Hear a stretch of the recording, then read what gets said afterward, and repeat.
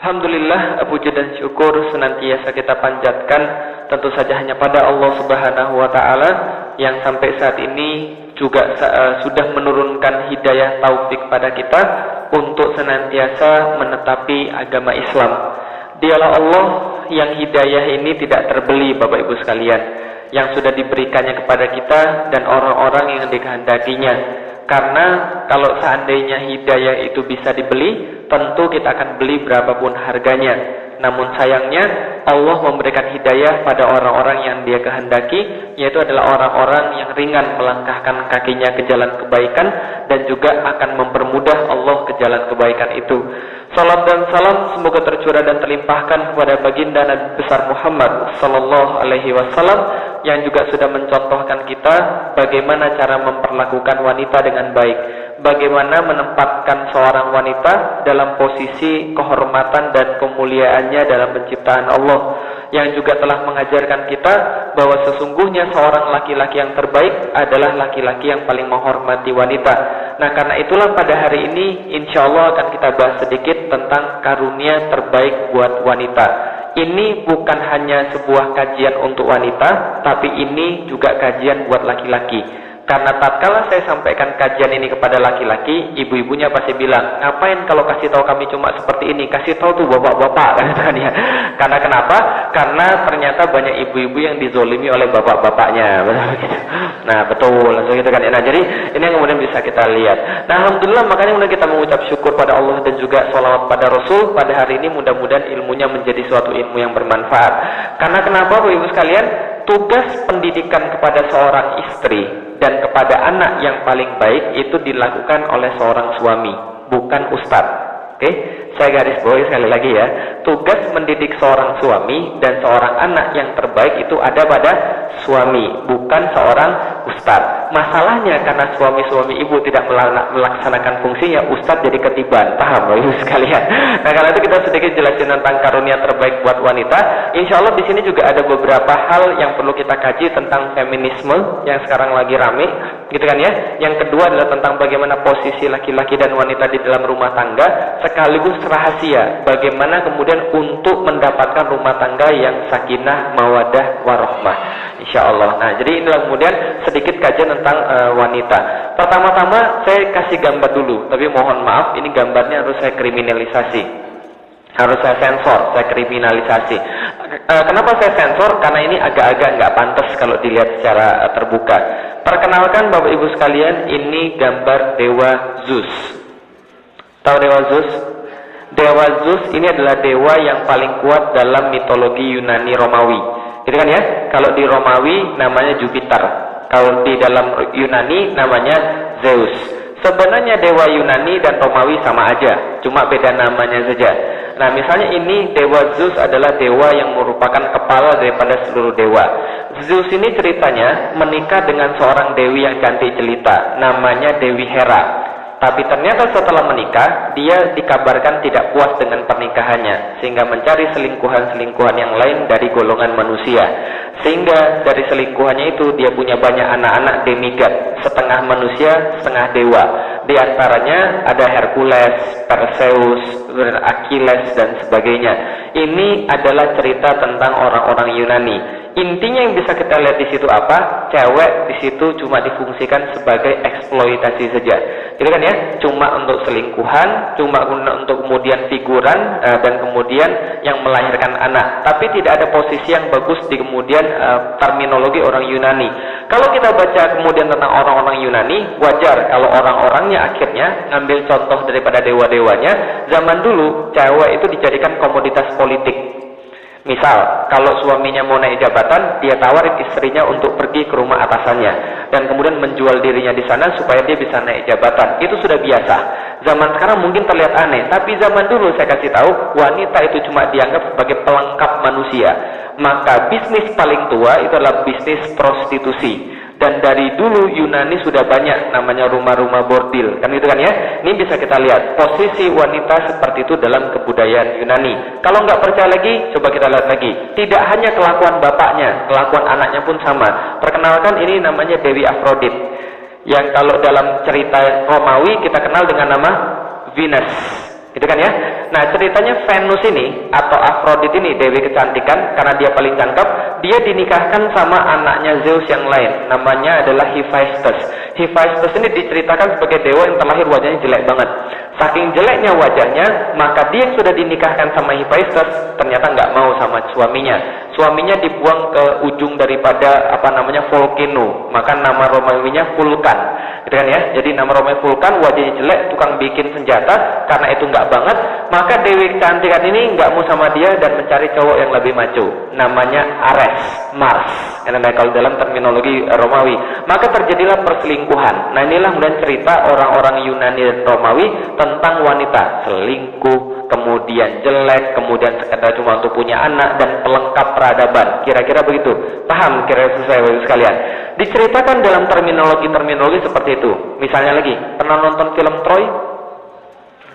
Film Troy pernah nonton? Ceritanya apa tuh film Troy? Waduh, nggak inget saat Brad Pitt-nya aja cakep ya. Jangan lihat Brad Pitt-nya, lihat isi filmnya. Cerita film Troy itu tentang apa? Bukan tentang Brad Pitt-nya, tapi cerita Troy itu adalah tentang seorang anak perempuan yang sudah punya suami selingkuh, gitu kan ya? Sama kemudian Paris. Paris ini adalah anaknya yang punya kerajaan Troya. Kemudian gara-gara perselingkuhan itu terjadilah peperangan besar yang namanya peperangan Troya itu kan ya. Nah, berarti itulah posisi cewek sekali lagi, penyebab kehancuran dan sebagainya. Itu yang terjadi di dunia barat. Bagaimana mereka memposisikan yang namanya wanita? Itu di dunia barat. Kalau di dunia timur seperti apa? Nih, kita lihat di dunia timur. Lihat nih, gambar apa ini? Gambar apa ini? Belum tahu. Kira-kira gambar apa ini? Sesajian, salah. Gambar apa ini? Hah? Apa? Oke, orang dibakar. Oke, cuma orang dibakar itu, cuma artinya itu? Bukan. Ini adalah sesuatu yang dulu kita SD mempelajari dengan nama ngaben. Apa itu ngaben? Proses pembakaran mayat. But they forgot to mention, bukan hanya proses pembakaran mayat, tapi ngaben adalah proses pembakaran mayat laki-laki yang sudah mati diikuti oleh istrinya yang masih hidup. Itu adalah namanya proses pembakaran mayat di tradisi Hindu yang zaman dulu. Agama mereka mengajarkan cewek itu punya hak hidup, tapi hak hidupnya mendadak berhenti kalau suaminya mati. Jadi kalau suaminya mati, cewek itu harus nyusul kepada kematian dia dengan cara dibakar. Paham Bapak Ibu sekalian? Berarti inilah kemudian tradisi di orang-orang Hindu. Mereka menganggap wanita itu cuma pelengkap laki-laki. Makanya kalau Anda beragama Hindu dan Anda mau menikah, coba lihat dulu need assessment-nya. Coba lihat bankable atau tidak. Dia cepat mati atau enggak. Paham Bapak Ibu sekalian? Kalau cepat mati jangan deh. Nah, kenapa? Kalau dia mati ikut dibakar juga. Itu cerita kemudian zaman dulu. Dari barat sampai timur, cewek diperlakukan secara tidak adil. Ya kan ya? Oke, kalau gitu kita lihat lagi. Barat sampai timur, cewek-cewek diperlakukan tidak adil. Kalau gitu bagaimana dengan agama? Agama pun sama, memperlakukan cewek secara tidak adil. Ini adalah beberapa kutipan dari Talmud, kitab suci orang Jus, orang Yahudi. Nah, apa yang kemudian bisa kita lihat? Seorang lelaki Yahudi diwajibkan membaca doa berikut setiap hari. Terima kasih Tuhan, karena tidak menjadikan kau seorang kafir, seorang wanita atau budak belian. Paham maksudnya? Berarti wanita itu equal dengan budak belian, equal dengan kafir. Jadi alhamdulillah saya nggak jadi orang kafir, nggak jadi orang budak belian, dan nggak jadi cewek. Jadi cewek itu jadi sebuah kutukan, Bapak sekalian. Itu kan ya? Apalagi kemudian bisa kita lihat, bila lelaki Yahudi yang telah dewasa bersetubuh dengan anak perempuan, maka itu tidak mengapa. Cewek dijadikan sebagai pelengkap daripada laki-laki. Itu agama Yahudi. Kalau agama Nasrani seperti apa? Hampir-hampir sama juga. Coba kita lihat beberapa kutipan. Ini dalam kitab mereka dikatakan, lagi pula bukan anak Adam yang tertipu, melainkan perempuan itulah yang tertipu dan jatuh ke dalam dosa. Jadi ceritanya begini. Kita sudah tahu belum kisah tentang Adam dan Hawa? Ya kan ya? Kisah di Adam Hawa di kita sama di mereka sama nggak kira-kira? Nggak sama. Di mana kemudian cerita mereka? Cerita mereka samanya adalah sama-sama, bukan sama. Cerita mereka adalah Adam dan Hawa itu diusir. Kenapa Adam dan Hawa diusir? Tahu? Jadi sini, saya kasih tahu. Ceritanya adalah yang kemudian paling singkat. Nanti kapan-kapan lengkapnya kita ada kajian lagi, nanti insya Allah. Tapi cerita yang paling singkat begini. Adam dan Hawa ditempatkan di surga oleh Tuhan. Dan Tuhan yang bilang sama Adam dan Hawa, ada semua barang-barang di sini boleh kau makan. Tapi jangan makan buah dari dua pohon. Satu namanya Tree of Life, dua namanya Tree of Knowledge. Yang satu apa namanya? Tree of Life. Yang kedua apa? tree of knowledge. Satu pohon kehidupan, dua pohon pengetahuan. Tuhannya bilang, kalau kamu makan buah daripada dua pohon ini, kamu bakal mati. Lah kemudian ketika itu dibebaskanlah kemudian manusia di surga. Setelah itu datanglah setan menggoda Adam dan Hawa. Setannya bilang begini, apa tadi katamu Tuhanmu bilang apa? Jangan makan buah dari pohon ini dan jangan makan dari buah pohon ini. Lalu setannya bilang, kenapa? Nanti kami bakal mati. Setannya bilang, ini yang saya ceritakan ada di dalam Alkitab, surat Genesis, Kejadian. Maka kemudian setan mengatakan, itu bohong, Tuhanmu bohong, kamu nggak bakal mati. Lah, kenapa Tuhanmu nggak boleh kamu makan buah pohon itu? Karena Tuhanmu takut tersaingi oleh kamu. Kalau kamu makan buah dari pohon pengetahuan ini, kamu bakal pintar seperti Tuhan. Kalau kamu makan buah dari pohon kehidupan, kamu akan hidup selama-lamanya dan nggak bakal mati. Maka kalau kamu makan, kamu nggak bakal mati justru. Tuhanmu bohong. Akhirnya benar nggak? Dimakan nggak sama kemudian manusia? Laki-laki digoda setan nggak mempan menurut Alkitab. Akhirnya setan menggoda wanita. Kena. Setan kemudian membuat wanita makan buah tadi, lalu kemudian wanita memberikan pada suaminya. Maka kemudian dua-duanya makan dan dua-duanya akhirnya tahu bahwa keduanya nggak nutup aurat, telanjang, ambil daun-daunan dari surga, lalu kemudian tutup aurat. Dan kemudian Tuhan yang ngamuk besar dan mereka diturunkan ke dunia. Nah, kalau begitu pertanyaan saya, yang bohong Tuhan atau setannya? Setan atau Tuhan yang bohong? Tuhannya yang bohong. Iya, dalam terminologi Alkitab Tuhannya yang bohong, betul nggak? Kan Tuhannya bilang, kamu jangan makan buah dari pohon ini. Kalau kamu makan, kamu bakal mati. Setannya bilang apa? Enggak, kamu nggak bakal mati. Tuhanmu bohong. Ternyata dimakan sama manusia, mati nggak dia? Nggak mati, berarti Tuhannya bohong. Benar, Tuhannya takut tersaingi. Dan dalam terminologi orang-orang Kristen, buah tadi adalah tadi yang ibu bilang, buah apel. Makanya kalau lihat tuh apple, lambangnya apa tuh? Nah, lihat tuh lambangnya apa tuh? Apel digigit. Tahu artinya apa? Itu adalah olok-olokannya Steve Jobs pada gereja. Karena orang-orang barat sangat benci agama, karena agama membuat mereka terpuruk, nggak bisa belajar. Karena itu olok-olokan Steve Jobs bahwa itu adalah the first human technology.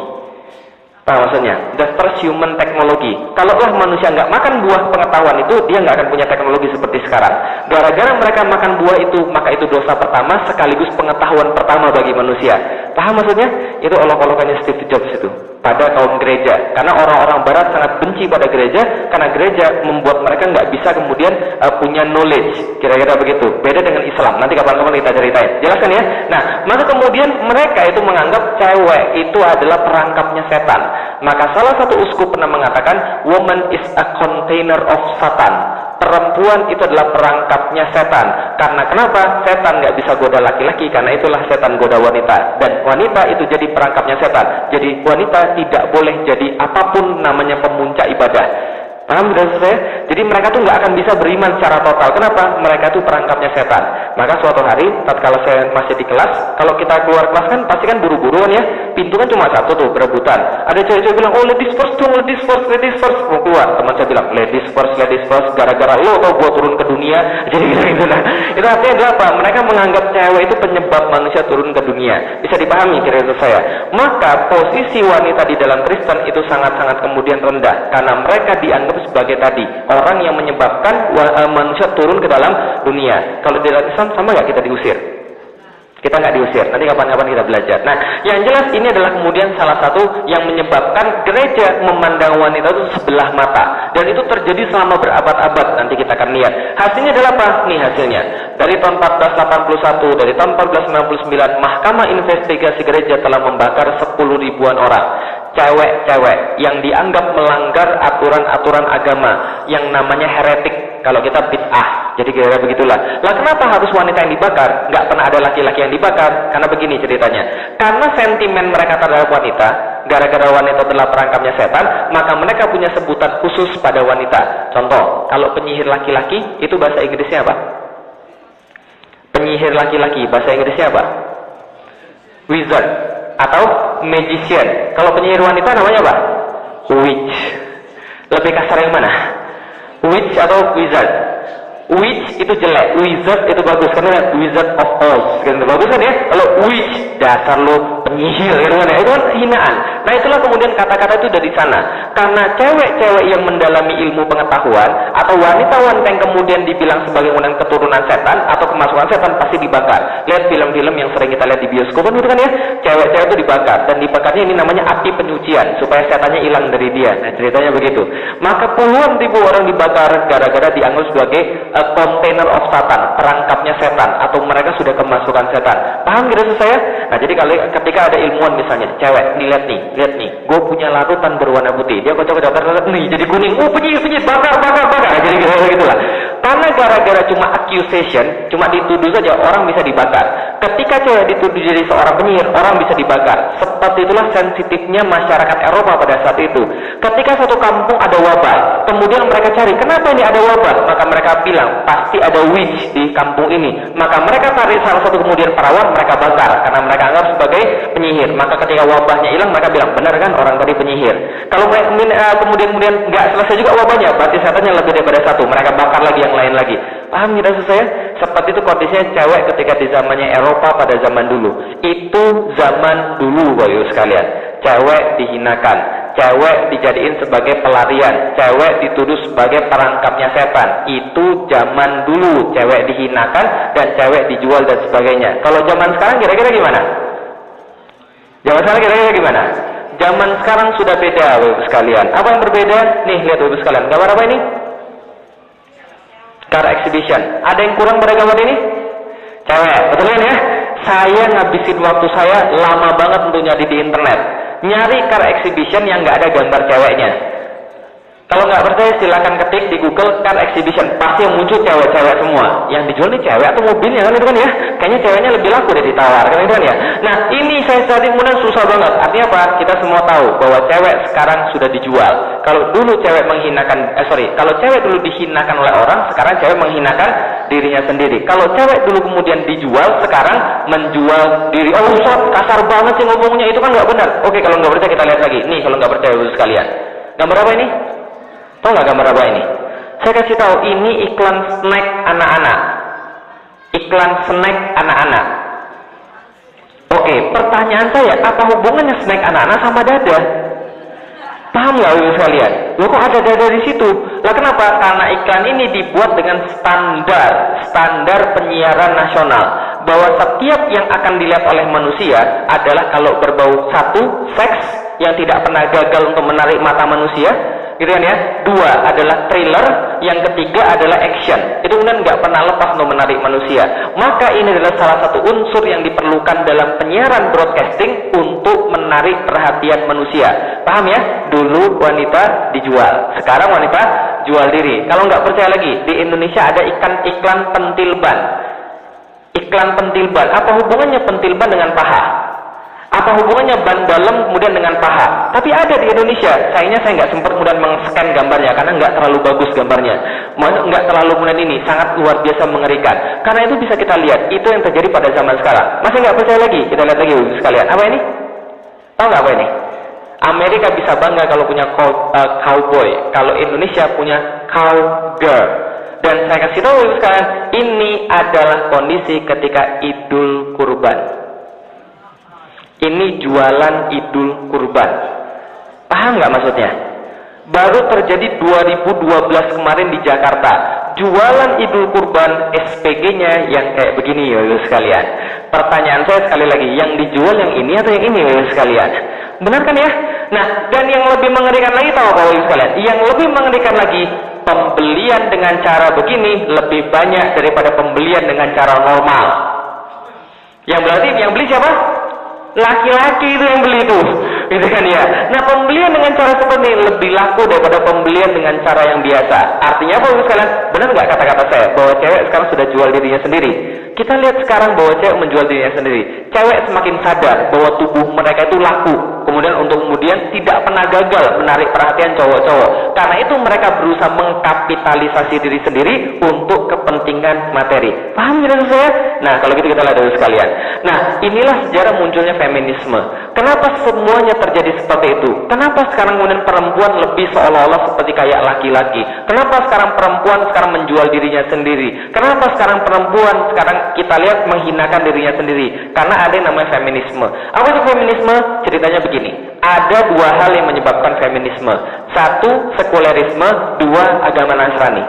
Agama Nasrani seperti yang sudah kita lihat tadi menindas wanita, sehingga wanita merasa tidak puas dengan agama dia. Dia merasa ini yang bikin jadi masalah, ini biangnya. Karena itulah mereka menuntut kesetaraan terhadap laki-laki. Ya kan ya? Gara-gara Nasrani ini nih, agama Nasrani sangat menindas wanita. Yang kedua, gara-gara sekulerisme.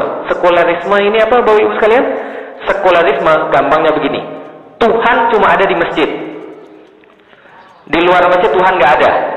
Jadi dia punya kemudian pikiran bahwa Tuhan itu cuma melihat ketika di ibadah saja. Ketika di luar ibadah, Tuhan nggak lihat lagi. Itu adalah sekulerisme.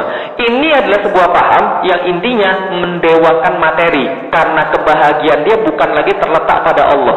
Jadi kebahagiaan dia terletak pada materi. Sehingga dia menuhankan materi. Dan secara tidak sadar itu sudah ada dalam diri kita. Betul begitu Ibu sekalian? Sekarang saya tanya bapak-bapak sekalian. Kalau orang turun dari BMW sama orang turun dengan kemudian dari becak, lebih mulia yang mana? Nah, kalau kita kemudian ibu-ibu dulu pesenin pada anak kita, apa yang kita pesenin? Nah, belajar baik-baik ya, biar besok jadi orang. Yang dimaksud jadi orang itu apa? Orang kaya, punya rumah banyak, kemudian mobil banyak. Tapi nggak ada yang dimaksud orang itu masuk surga kan ya? Tapi orang pasti mengukur daripada kekayaan. Lihat tuh anaknya orang berhasil, lu apa-apaan? Pesantren, mau jadi apa lu? Ya? Karena yang dianggap sukses itu adalah ketika dia punya gaji banyak, ketika dia punya rumah banyak, kan gitu kan ya? Tanpa sadar itu semua sudah ada. Sekulerisme menjadikan materi sebagai standar kebahagiaan. Kalau nggak percaya, kita lihat lagi. Suatu waktu saya pernah heran, kenapa sih ibu-ibu tuh kemudian beli tas mahal-mahal? Kan ya? Percaya nggak ibu-ibu sekalian? Kalau ada tas yang harganya $2.000, percaya nggak? $20.000 Ustaz. Saya tahu ada tas yang $20.000. Kok bisa tahu? Karena saya menyaksikan sendiri Ibu sekalian. Saya nemenin bos-bos dan komisaris-komisaris pergi ke kota Paris. Yang mereka lawan di sana cuma shopping. Dan ketika kemudian mereka bawa kemudian tas yang $20.000, saya kaget minta ampun. Loh kenapa? $20.000 serius nih? Tas $20.000? Iya, dia katakan tas $20.000 sekalian. Gila, saya bilang, apa bedanya tas $50.000 sama tas $20.000? Ternyata $50.000 maksudnya. Dengan tas $20.000 apa bedanya? Karena kan kalau dompet saya kan $50.000 tuh harganya itu kan ya. Karena kenapa? Saya nggak mau dompetnya lebih banyak daripada isinya. Paham Bapak sekalian? Nah, ketika itu kemudian saya mikir, oh ternyata benar ada bedanya antara tas $20.000 dengan dompet $50.000 atau tas $50.000. Apa bedanya? Kalau pas dipakai terus kemudian pas arisan bisa mulai jalannya pelan-pelan. Biar yang lain lihat. Sekalian, otomatis kita diajarkan bahwa materi itu adalah segala-galanya. Menganggap materi adalah segala-galanya. Ibu-ibu pergi ke pengajian, pergi keluar rumah kayak toko emas Ibu sekalian. Tahu Ibu sekalian? Mana-mana gelang dan sebagainya. Saya nggak nyebut siapa-siapa. Tapi ini adalah kemudian yang terjadi di antara kita semua. Sadar tidak sadar Bapak sekalian, kita sudah mulai materialis, menganggap dan menilai orang dari segi material. Karena orang itu kaya, kita senang berteman sama dia, karena kita berharap ada sesuatu dari dia. Kalau teman itu miskin, kita nggak suka sama dia. Mendadak kita kemudian sudah jadi sekuler. Nah, dua hal ini akhirnya membuat orang-orang wanita merasa bias gender. Karena mereka merasa materi adalah segala-galanya, mereka bilang, oh laki-laki nih semena-mena gara-gara dia punya duit, gara-gara dia punya materi. Kalau gue juga kerja, kalau gue juga gawe dan gue punya materi, dia nggak bisa semena-mena sama gue. Kan itu ya? Muncul bias gender. Dia bilang, oh gue nggak diperlakukan dengan baik gara-gara gue nggak punya duit. Makanya muncullah lagu wanita dijajah pria sejak. Dan saya rasa itu lagu yang paling tidak masuk akal. Kenapa lagu yang paling tidak masuk akal? Karena begini Bapak sekalian, wanita dijajah pria sejak dulu. Pertanyaan saya sederhana, yang lahirin pria siapa? Yang didik pria siapa? Yang bikin dia jadi penjajah siapa? Wanita juga itu salah ibu-ibu sendiri. Kenapa jadi anaknya jadi penjajah kan ya? Kalau ibu-ibu didik anaknya benar, dia nggak akan jadi penjajah Ibu sekalian. Paham maksudnya kira-kira? Nah, berarti yang bisa kita lihat adalah seperti ini. Gara-gara sekulerisme, gara-gara agama-agama Nasrani, maka muncul rasa tidak puas pada wanita bahwa gue sudah diperlakukan tidak bagus, gue sudah diperlakukan tidak adil. Maka muncul yang namanya feminisme. Pahamnya kira-kira selesai kan ya? Jadi sebuah tindakan dari cewek karena dia merasa nggak diperlakukan secara adil gitu maksudnya. Nah, dan saya kasih tahu, feminisme ini tidak muncul muncul di Arab, di Indonesia, di Maroko, di Malaysia, tidak muncul di dunia Islam, tapi munculnya di mana? Nih, di tanah yang tempat Anda berpijak ini. Berarti pertama-tama yang merasa bahwa laki-laki tidak adil pada dia, orang Islam atau orang selain Islam? Orang selain Islam. Orang Islam nggak pernah protes tentang laki-laki di dalam Islam, karena laki-lakinya baik semua. Zaman dulu, cuma sekarang nggak kan ya. Nah, itu yang terjadi. Kenapa nggak pernah protes? Karena mereka merasa Islam sudah adil buat mereka. Tapi zaman sekarang wanita berusaha menggugat Islam karena merasa Islam tidak adil pada mereka. Dengan cara apa? Nih yang digugat, hukum waris tidak sah, tidak adil. Laki-laki dapat 2, perempuan dapat 1 doang. Poligami, laki-laki boleh, gue nggak boleh, kan itu kan ya.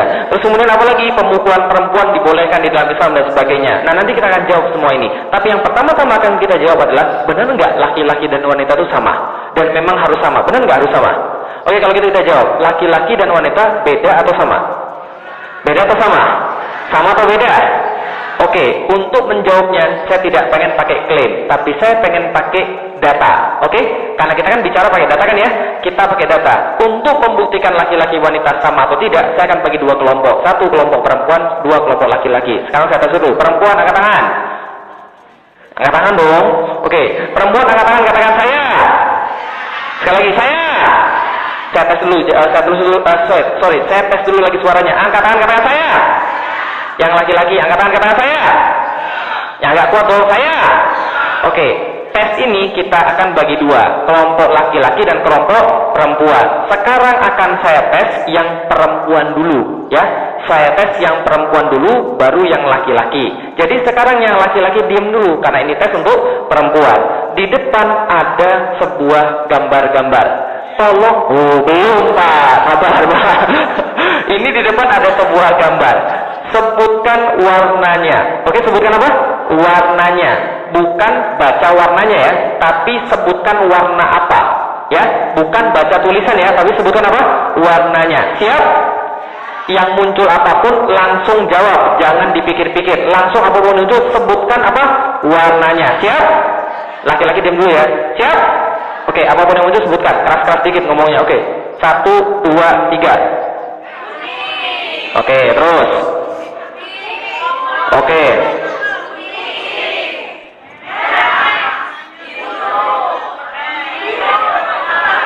Oke, terima kasih. Bagus. Itu bagus. Oke, sekarang yang perempuan diam dulu. Sekarang yang laki-laki. Sebutkan apa? Warnanya. Sebutkan apa? Warnanya. Siap? Oke, sebutkan warna. Jangan pakai nge-like ya, langsung disebutkan ya. Oke, sebutkan apa? Warnanya. 1, 2, 3.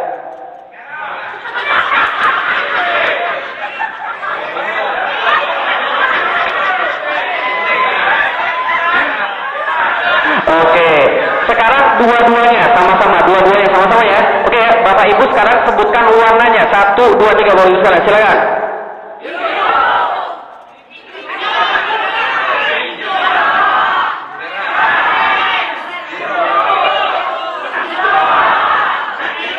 Oke, terima kasih. Siapa yang lebih cepat, laki-laki atau wanita?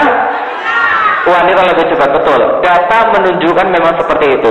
Di tes dimanapun ini semua sama. Laki-laki tidak bisa menyebutkan secepat wanita. Kenapa? Saya kasih tahu. Itu bukan kutukan bapak-bapak sekalian, bukan. Tapi ini memang sebuah karunia daripada Allah yang membedakan antara laki-laki dan wanita. Jadi gini ceritanya. Tatkala membaca yang seperti ini, otak kita kan ada 2 tuh, otak kiri dan otak kanan kan ya. Ketika disodorkan begini, otak kiri kita membaca tulisan, sedangkan otak kanan kita nyebutin warnanya. Berarti di saat menyebutkan warna, tapi otak kiri kita insist, dia memaksa untuk menyebutkan tulisannya, kan ya? Nah, pada wanita, otak kiri dan otak kanan jembatannya banyak, jadi dia bisa lebih nyambung. Sedangkan pada laki-laki jembatannya tipis, sehingga dia sulit untuk membedakan yang begini-begini. Artinya apa? Bisa putus jembatannya. Nah, jadi artinya apa sekalian? Yang menjadi rahasia adalah perempuan bisa multitasking, sedangkan laki-laki tidak bisa multitasking. Maka laki-laki kalau mengerjakan satu hal, maka dia harus kerjakan sampai selesai, baru dia kerjakan yang lain. Tapi kalau perempuan bisa banyak hal sekaligus. Itu bedanya antara laki-laki dan wanita. Nah, makanya Bapak Ibu sekalian, saya kasih tahu, ketika laki-laki lagi nyari jalan di GPS, lagi nyari kemudian jalan di mobil, jangan ribut. gitu kan ya. Karena kalau ibu-ibu ribut dia pasti marah, kan ya. Tanya orang dong, tenang, saya bisa. Udah lama muter sini salah lagi. Tanya orang dong, udah diem aja. Muternya dia muter lagi, salah lagi. Tanya orang aja dong, kamu bisa nggak sih? Kenapa? Karena dia marah. Kenapa? Karena dia nggak bisa berpikir dua hal sekaligus. Kalau dia mengerjakan satu hal dan ibu ribut, itu pasti buat dia tambah pusing. Paham ya saya? Betul begitu? Nah itulah kemudian laki-laki. Beda dengan wanita. Wanita tuh memang bisa melakukan banyak hal sekaligus. Bisa nonton TV sambil masak, sambil gendong anak, sampai telepon, kan ya? Semua bisa dilakukan di saat yang sama. Tapi perempuan bisa seperti itu, laki-laki tidak bisa seperti itu. Makanya harus saling memahami. Kadang-kadang kita nggak saling memahami, makanya cekcok di rumah. Betul begitu? Contoh misalnya, kalau lagi ngomong sama bapaknya, jangan ngomong sama bapaknya sambil SMS-an, ya, atau sambil BBM-an. Itu akan buat dia marah besar. Kenapa dia buat dia marah besar? Karena bagi dia mikirnya begini, gimana lo bisa ngomong sama gua kalau lo kemudian SMS-an? Karena dia berpikir dengan cara dia, nggak mungkin dia bisa ngomong sama orang kalau dia SMS-an. Bagi ibu biasa-biasa aja, emang kenapa sih? Tapi dia nggak bisa begitu. Paham ya sekalian? Dia merasa terhina itu kan ya. Maka kalau saya kemudian ketemu istri saya dan kemudian dia sampai SMS-an, bisa saya buang kemudian HP-nya keluar. Tapi itu nggak pernah terjadi. Nah, kenapa? Karena memang laki-laki beda dengan wanita. Ketika kemudian lagi nyari jalan, ibu-ibu kemudian dimarahin. Oh gitu aja marah, padahal gue aja bisa kok. Nah ibu-ibu bisa, dia nggak bisa. Paham ya sekalian? Berarti struktur otak manusia laki-laki dan wanita berbeda. Kalau gitu kita lihat lagi, ini perbedaan yang kedua. Laki-laki penglihatannya itu lurus ke depan dan jangkauan pandangannya sempit. Tapi kalau wanita jangkauan pandangannya broad, lebih luas, ibu sekalian. Karena itulah, karena laki-laki itu pandangannya sempit, kalau dia jalan ke mall pergi berdua sama kemudian istrinya, kalau dia ngelirik cewek lain pasti ketahuan, kan dia noleh. Nah seperti itu. Tapi kalau ibu-ibu sebenarnya banyak juga ngelirik cowok-cowok lain, tapi nggak ketahuan. Karena kenapa? Lihatnya lurus ke depan, tapi lihatnya ke sini. Nah itulah bapak-bapak kenapa kemudian dia ketahuan, karena dia sering begini kan baru kelihatan. Nah tapi ini sebuah perbedaan di antara manusia. Nah lebih pintar, kalau dia udah latihan lebih pintar gitu. Nah, artinya ini dua hal yang bisa kita lihat. Artinya berbeda antara laki-laki dan wanita. Jelas ya maksudnya kan ya? Dan kenapa bisa begini? Wajar. Karena perempuan itu ditempatkan di rumah oleh Allah. Jadi dia harus melihat itu kemudian luas. Dari kemudian jendelanya aman atau tidak, tempat tidur bayinya aman atau tidak, kompor dan sebagainya. Itu semua dia harus tahu. Karena itulah kita berbeda. Apalagi perbedaannya? Nih perbedaannya Bapak-Ibu sekalian. Wanita 4-6 kali lebih sering menyentuh sesamanya dibandingkan pria. Jadi kemana-mana pegangan terus kan gitu kan ya? Pernah nggak anak-anak SMP kalau pergi ke WC, satu orang pergi ke WC, berapa orang yang nemenin? CRT sekalian kan ya? Yang nemenin, bikin macet jalan aja, kemana-mana pegangan dan sebagainya. Makanya wanita lebih peka terhadap sentuhan daripada pria. Makanya kalau ada perempuan yang kerjanya marah-marah terus bawa-bawa sekarang, sebenarnya dia cuma mau dipeluk aja, selesai kan ya? Makanya dia marah-marah. Nah ini kemudian wanita lebih senang disentuh daripada laki-laki. Makanya kalau kemudian perempuan foto-foto pasti begini kan gitu kan ya? Nah, pegang-pegangan, peluk-pelukan, ya kan ya? Coba bayangkan ibu-ibu sekalian, kalau ada laki-laki foto-foto begini, kira-kira gimana?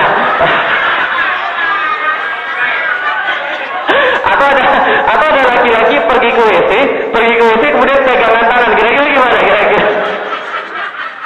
Paham ya? Beda nggak laki-laki dengan wanita? Beda, nggak sama. Makanya kalau laki-laki foto pasti gayanya begini. Nah, sok cool kan itu kan ya? Nggak ada yang pegang-pegangan, nggak ada yang sentuh-sentuhan. Kalau ada yang begini sentuhan, ini agak kelainan dikit. Alah, begini. Nah, ada yang saya pengen kasih tahu adalah laki-laki dan perempuan berbeda. Maka laki-laki itu kemudian dalam rumah tangga itu harus lebih sering menyentuh istrinya. Karena kenapa? Mereka perlu itu. Kita jangan berpikir dengan cara kita. Kita nggak senang ketika disentuh-sentuh kan ya, tapi perempuan senang banget. Ini kemudian yang menjadi perbedaan antara laki-laki dan wanita. Nah kalau gitu kita lihat lagi Bapak sekalian. Nih bedanya apa lagi? Pada usia 3 tahun kosakata anak wanita 3 kali lipat daripada anak pria. Berarti apa? Perempuan belajar ngomong lebih cepat daripada laki-laki. Nggak percaya? Coba tanya anak kita yang baru masuk sekolah, laki-laki sama laki-laki sama wanita yang satu umur, coba tanya. Kalau laki-laki ditanya, ngapain tadi di sekolah? Jawabannya apa? Biasa. Berumur gimana? Biasa. Mau makan nggak? Boleh. Jadi jawabannya itu aja. Pendek. Tapi kalau perempuan ditanya, tadi sekolah gimana? Jawabannya apa? Tadi sekolah bagus banget. Gurunya begini panjang. modelnya. Maka itulah cewek itu memang cerewet loh sekali ya.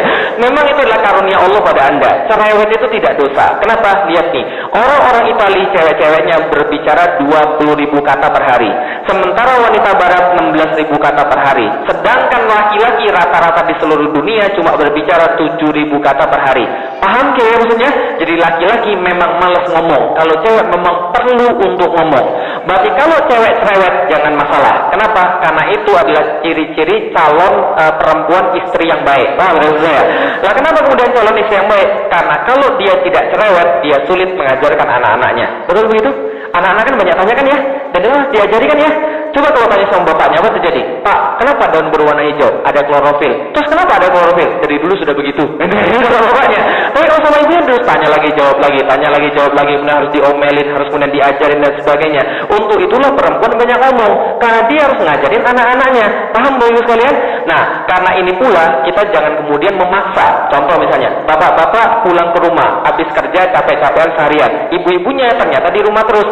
Dia belum ngomong apa-apa tuh. Sedangkan harus ngomong 16.000 kata. Laki-laki yang sudah ngomong di kantor sampai habis. Pulangnya laki-laki itu pengen tenang, pengen baca buku, pengen nonton kemudian TV.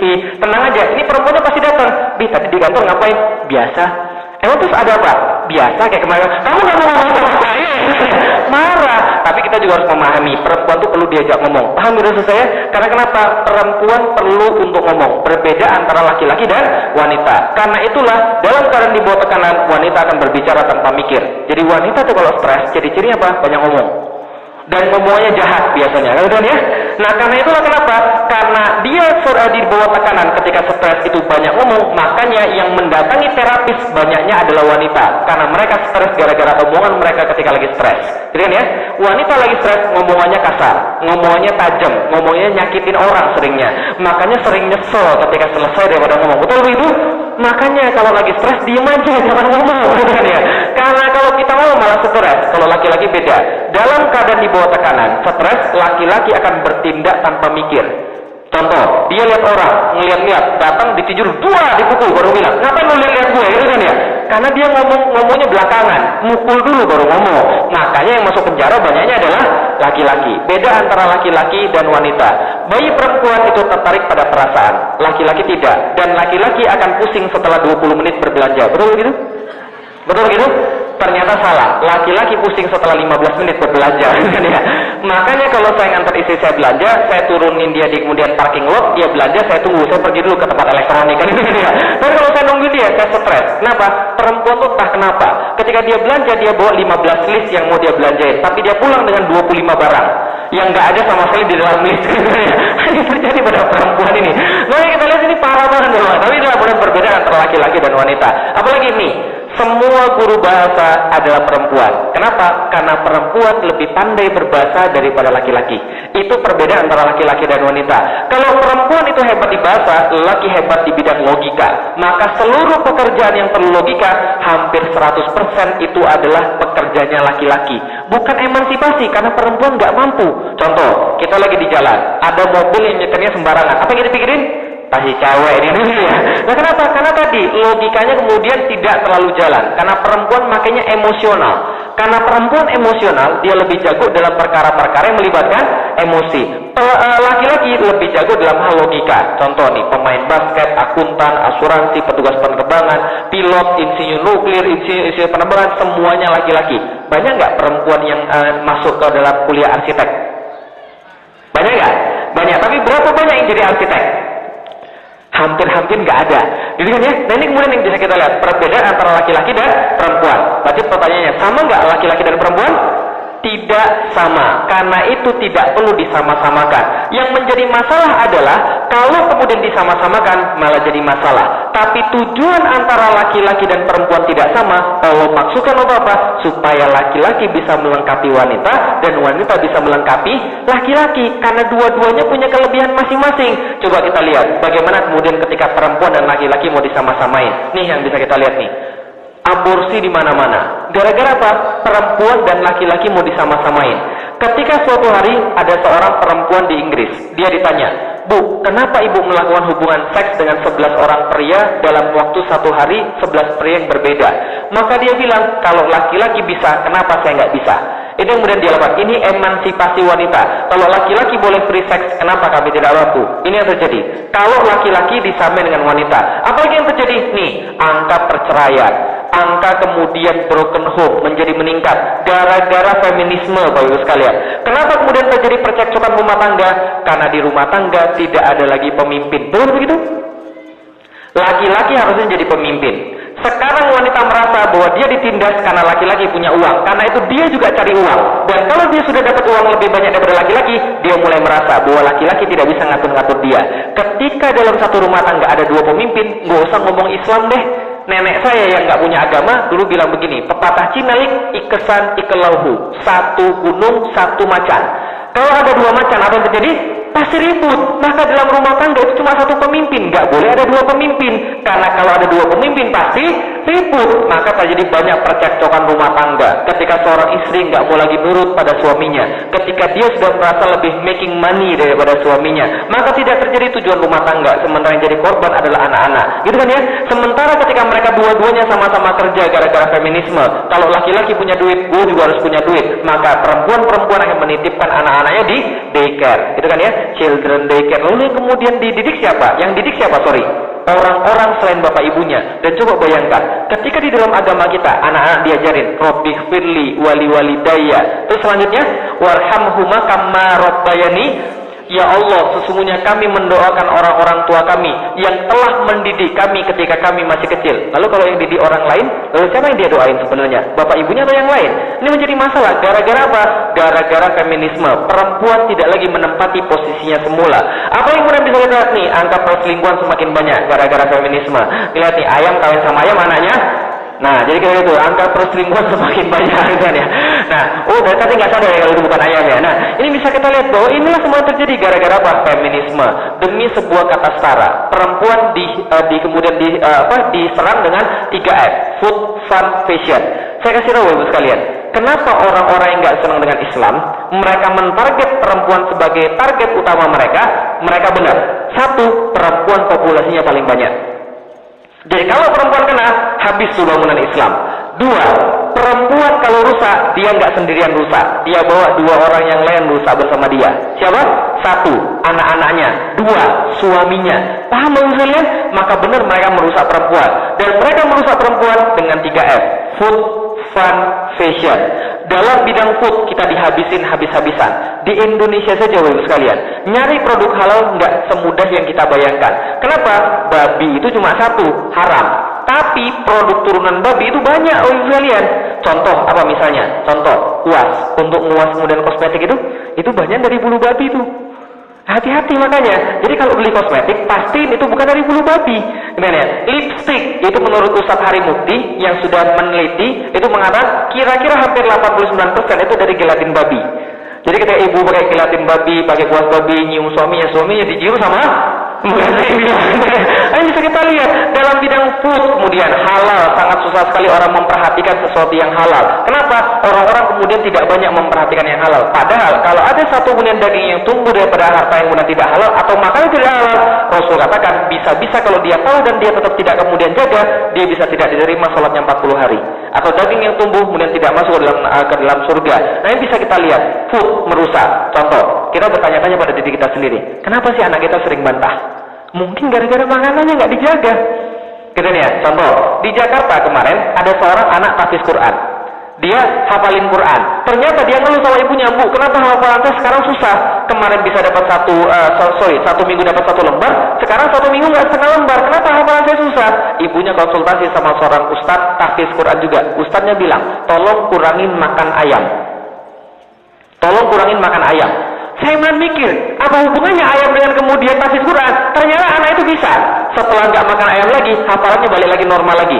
Lalu saya mikir lagi, loh ada apa pada ayam? Oke, ayam memang halal di Indonesia. Tapi jangan lupa, ayam itu disuntik steroid. Dengan ya, zat yang halal tapi tidak thayyib saja itu bisa merusak otak. Ya, zat yang halal tapi tidak thayyib itu aja bisa merusak otak. Apalagi zat yang haram. Gitu loh, homer, kemudian arak, wine. Kita mungkin menganggap itu adalah sesuatu yang biasa, cuma seteguk ini Ustaz, ini kan kemudian tempat yang dingin, kita kan perlu penghangat. Emangnya nggak ada wedang jahe, gitu kan, yang bisa untuk hangat, kan ya? Banyak kemudian yang bisa untuk hangat. Kalau nggak minum aja, kemudian apa kayak yang biasa buat hangat kan ya? Tapi memang kita nggak kemudian menyangka bahwa ini merusak otak kita. Bisa dipahami ya Ibu sekalian? Food, bidang food, kemudian yang halal dan haram. Apalagi bidang fun, pacaran, kemudian hiburan, musik dan sebagainya. Semua ini membuat orang melalaikan daripada Allah. Bidang fun ini. Makanya saya tulis buku Udah Putusin Aja. Karena pacaran itu mengerikan sekali. Pacaran itu membuat orang-orang kemudian lalai daripada Islam. Dan dia terbuai nafsu dunia. Dan saya kasih tahu yang paling rugi pada pacaran siapa? Perempuan. Karena laki-laki dilihat dari masa depan, perempuan dilihat dari masa lalu. Ingat baik-baik. Kasih tahu anak-anaknya. Laki-laki itu dilihat dari masa depan, perempuan dilihat dari masa lalu. Laki-laki yang sudah pernah berhubungan badan, perempuan nggak peduli kalau masa depannya bagus. Tapi seorang perempuan yang sudah pernah berhubungan badan, laki-laki yang baik nggak akan mau. Sorry. Paham udah saya udah sekalian. Kenapa? Karena laki-laki yang baik pasti nyari perempuan yang baik. Tapi kalaupun dia mau, masa depannya akan susah juga. Coba yang dulu sekalian, kalau misalnya dia sudah bertobat nih, yang sudah berhubungan di luar nikah, sudah tobat perempuan, dan kemudian dapat laki-laki yang baik, sudah terima dia apa adanya. Tapi akan datang satu masa nanti ketika dia kemudian menikah akan terjadi cekcok dan akan diungkit lagi masa lalunya. Betul begitu? Makanya jangan sampai. Itu ada beberapa hal yang boleh dicoba, ada beberapa hal yang jangan dicoba sama sekali. Yang nggak boleh coba sama sekali apa? 1 drugs, 2 seks. Itu mengerikan sekali, karena itu there is no turning back. Sama sekali nggak ada kemudian tempat balik lagi. Paham Bapak sekalian? Oke, kalau gitu kita lihat nih. Fun, fashion, apalagi nih kita lihat segala macam. Apalagi di Indonesia, kerudung udah bermacam-macam bentuknya kan ya. Yang kita kemudian bingung lagi, ini kerudung atau bukan nih sebenarnya kan ya? Cewek tapi pakai sorban. Ini kemudian apa yang kemudian bisa dia lihat ceritanya? Sorban itu kan untuk laki-laki bukan untuk perempuan. Maka di Indonesia saya berusaha mengembalikan fungsi kerudung itu semula.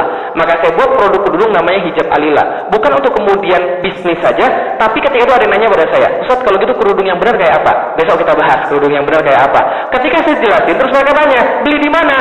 Saya bilang, iya ya, beli di mana ya? Saya tanya sama istri, Dek, adik beli di mana tuh jilbab-jilbabnya? Dia bilang, saya ini buat sendiri semuanya. Kalau kita cari di Tanah Abang ada nggak? Dia bilang nggak ada. Sekarang nggak ada produk-produk yang syar'i untuk perempuan. Jadi sehingga karena itu saya buat produk yang syar'i. Karena nggak ada di lapangan. Di lapangan yang ada semuanya yang gaul semua. Bisa dibangun sesuatu sekalian? Food, fun, fashion, merusak perempuan. Demi sebuah kata setara, perempuan akhirnya bermaksiat sama kayak laki-laki ya sekalian. Ini kemudian membuat kita menyayat diri kita. Seorang ibu itu penting banget ya sekalian. Karena seorang anak laki-laki ataupun perempuan, dia tuh melihat ibunya tuh hampir 80% tentang kehidupan dia. Kalau dia nggak mendapatkan teladan pada ibunya, lalu hidupnya mau jadi apa? Bisa dipahami ya sekalian. Inilah kemudian sebuah hal yang harus menjadi concern kita bersama-sama. Loh, ini anak-anak kita nih, niru kita semua ini. Lah kalau yang dia lihat adalah yang seperti ini pada ibunya, apa yang mau diharapkan pada anaknya? Gitu maksudnya. Nah kalau gitu kita lihat lagi sekalian. Demi sebuah kata setara, muncul yang namanya Miss Universe. Perlombaan perempuan jadi komoditas jualan di situ. Oh, enggak Ustaz, kan Miss Universe kan yang dinilai kan 3, beauty, brand, behavior. Benar begitu? Kenapa kemudian ada Miss Universe tapi tidak ada Mr. Universe? Oh Ustaz, Mr. Universe. Oke, siapa yang nonton Mr. Universe? Ada nggak? Ibu-ibu nonton Mr. Universe? Ibu-ibu senang ketika melihat cowok-cowok kayak begini? Melihat cowok-cowok kayak gini? Senang ibu-ibu sekalian?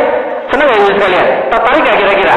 Lah kenapa kemudian ibu-ibu nggak tertarik? Karena ibu-ibu nggak pernah tertarik pada fisik laki-laki, tapi laki-laki tertarik betul dengan fisik wanita. Karena itulah penonton Miss Universe siapa?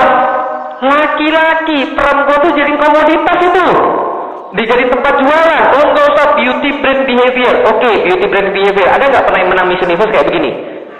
Ada nggak pernah yang menang Miss Universe kayak begini? Enggak. Berarti Miss Universe is all about body, bukan beauty brand behavior. Paham kira saya?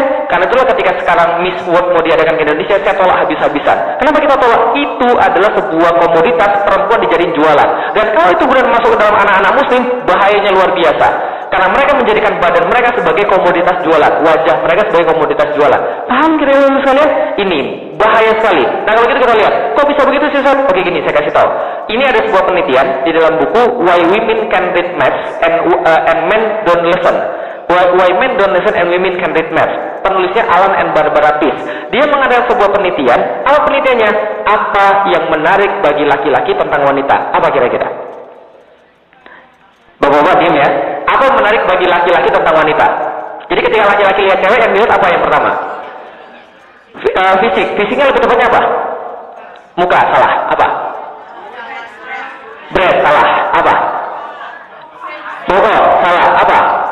Bukan, betul. Yang pertama adalah shape, bentuk pinggulnya itu. Itu nilai pertama kali. Karena itulah kenapa orang-orang cewek suka pakai high heels. Pertanyaan saya sekarang, pakai high heels itu menderita atau sengsara? Sama, menderita sengsara. Tapi kenapa cewek-cewek tetap suka? Supaya badannya terlihat bagus bagi laki-laki. Perempuan nggak sadar bahwa sebenarnya mereka berpakaian untuk menyenangkan laki-laki. Paham ya sekalian? Oh, ini cuma untuk ekspresi diri aja, nggak ada cerita ekspresi diri. Kalau itu menderita, kenapa dilanjutkan? Kan itu kan ya, karena untuk laki-laki. Karena ketika pakai high heels itu bentuk perempuan badannya jadi kemudian bagus. Kalau gitu boleh nggak usah pakai high heels? Boleh di depan suaminya. Doang. Boleh, silakan mau apapun boleh di depan suaminya. Tapi kalau di depan orang lain bahaya. Itu yang pertama, shape body. Yang kedua apa? Breast, dada. Yang ketiga apa? Bokong. Itu kemudian bagi laki-laki. Tapi bagi bagi perempuan, apa yang penting bagi laki-laki? Dada. Enggak. Apa yang penting? Duit. Enggak. Itu ibu aja kali. Apa bokong? Enggak juga. Apa yang penting bagi perempuan? Wajah. Enggak juga. Ternyata menurut penelitian yang paling penting bagi laki-laki buat perempuan adalah satu apa? Humor. Dua, komitmen. Tiga, tanggung jawab. Dan tiga-tiganya itu sama. Apa samanya? Perempuan merasa nyaman pada laki-laki yang humoris, merasa nyaman pada laki-laki yang punya komitmen, dan punya tanggung jawab.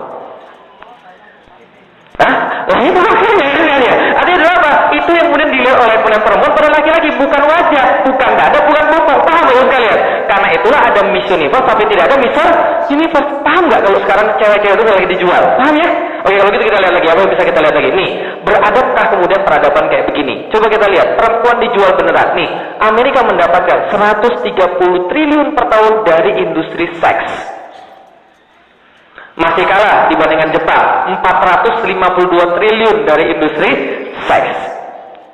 Berapa banyak nih 450 triliun? Gini banyaknya. Indonesia itu mentargetkan penghasilan dari pajak itu adalah APBN-nya sebanyak 1000 triliun. Tapi dapatnya setiap tahun 700 triliun. Kok wow, itu dikit banget tuh 1000 triliun untuk negara sebanyak itu. Dia kemudian dapat cuma 700 triliun per tahun. Dikorupsi 321 triliun per tahun. Jadi sisanya hampir sama kayak Jepang industri seks. Apa maksudnya? Jadi Jepang industri esek-esek lebih besar daripada kita ketika ngumpulin pajak daripada orang. Artinya siapa? Yang prostitusi ini siapa kira-kira? Yang dijual siapa? Bukan laki-laki kan ya? Perempuan. Dijadiin film, dijadiin kemudian ya segala macam. Nah ini kemudian bisa lihat nih, industri seks menghasilkan kemudian lebih besar dari balon omset perusahaan IT dunia seperti Microsoft, Google, Amazon, eBay, Yahoo, Apple, Netflix, Upting dan sebagainya. Lebih besar industri seks daripada semua itu. Lalu kita lihat apa lagi? Nih, pornografi merajalela di internet. Sex and porn are among the top 5 search terms for kids under 18. Ini bisa kita lihat. Apalagi kemudian bisa kita satu di antara 3 menyaksikan pornografi adalah wanita. Apalagi bisa kita lihat semuanya parah karena standar kebahagiaan bagi orang-orang kapitalis, bagi orang-orang zaman sekarang yang ketika ada feminisme adalah materi. Berarti orang zaman sekarang, kenapa terjadi feminisme? Karena materi dijadikan sebagai piala bagi laki-laki ataupun wanita yang sama-sama diperebutkan oleh laki-laki dan wanita. Jadi ibaratnya pada zaman sekarang, laki-laki dan wanita dibuat sama-sama ngejar piala yang sama, yaitu namanya materi. Maka selama itu pula wanita tidak akan bisa menang dari laki-laki. Ya, jadi kalau urusan dari duit, jangan harap perempuan bisa menang daripada laki-laki.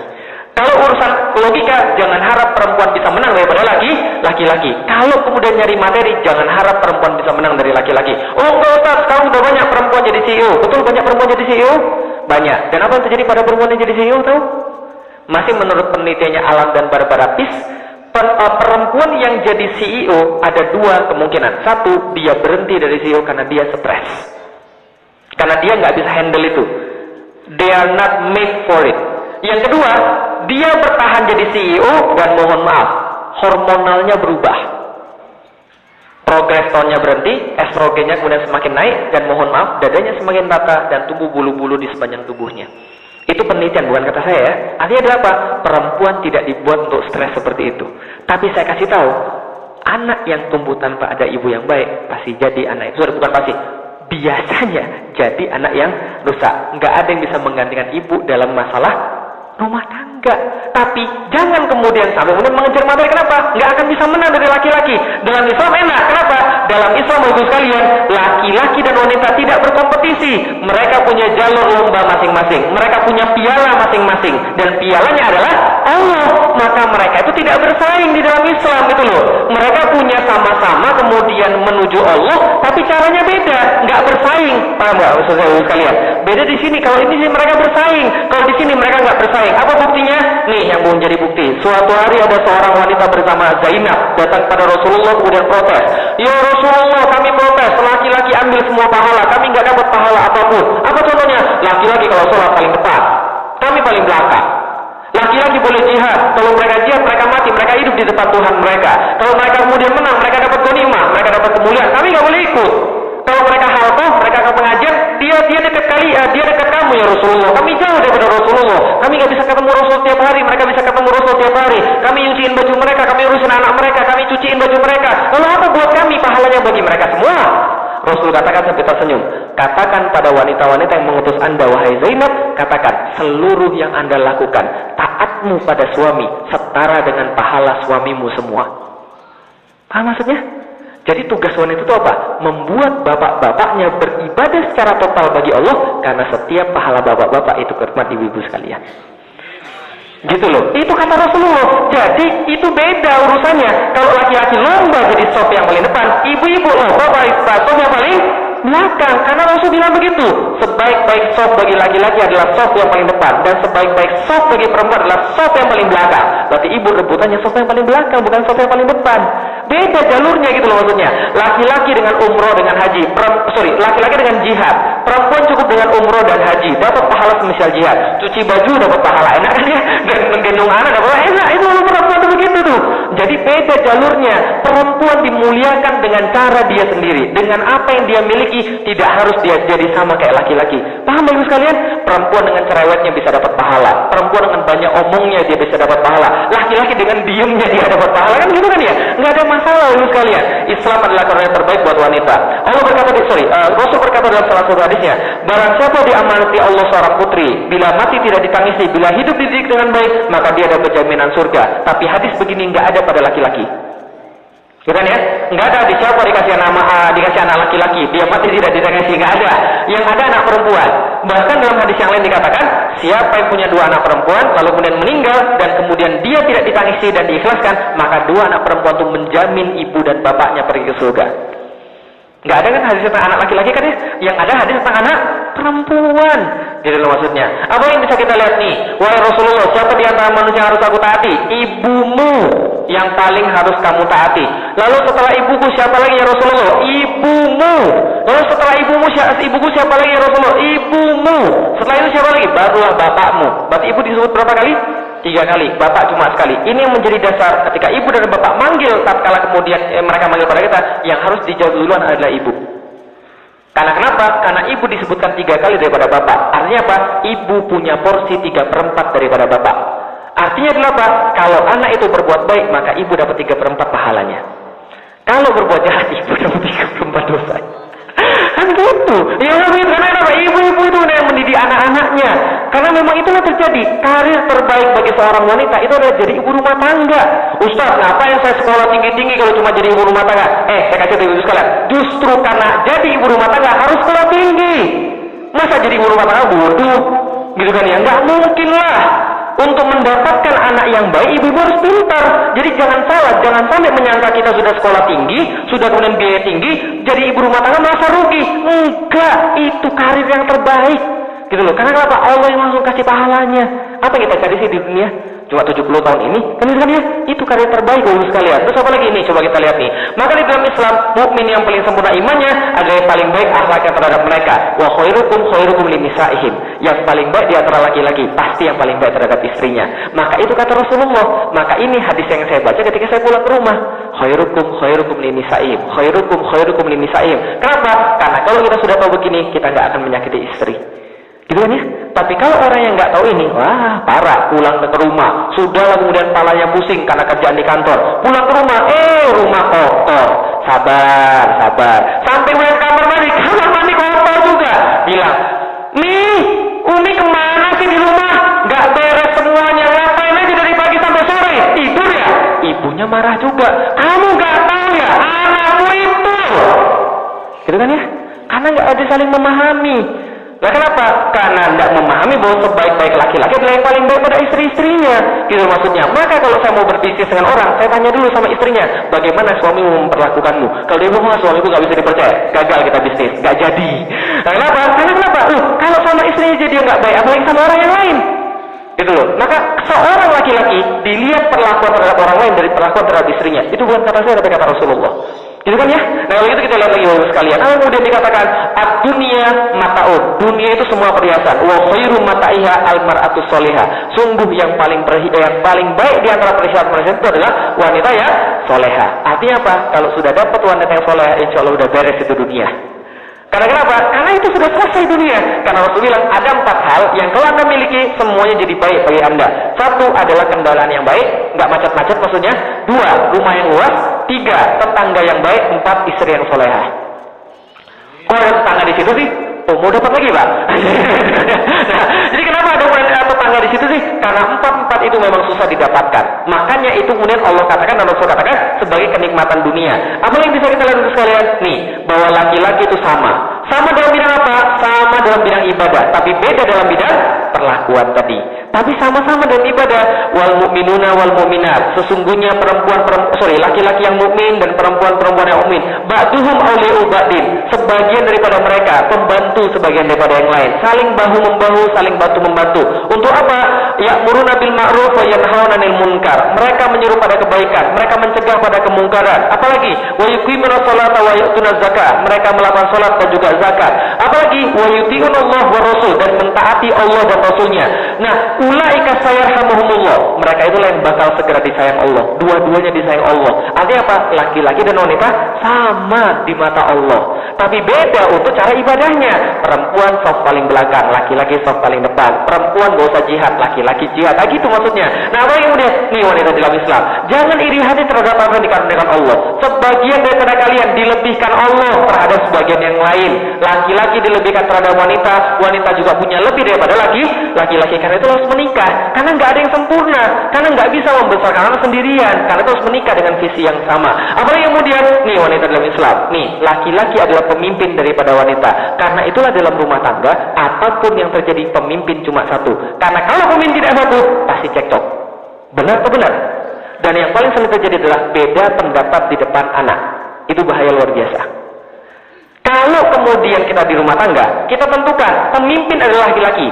Berarti kalau laki-laki ngomong apa, kita harus dengar di depan anak. Adapun kalau kita punya pendapat yang lain, silahkan berantemnya di kasur aja. Ya, jadi jangan berantem di depan anak. Selesaikan dengan jantan. Selesaikan dengan betina. Ya. Selesaikan di kasur saja. Selesaikan di kamar saja. Jangan kemudian ditaruh oleh anak. Karena anak itu tidak perlu mengetahui tentang perdebatan kita. Yang harus kemudian tahu adalah kita sendiri. Kenapa?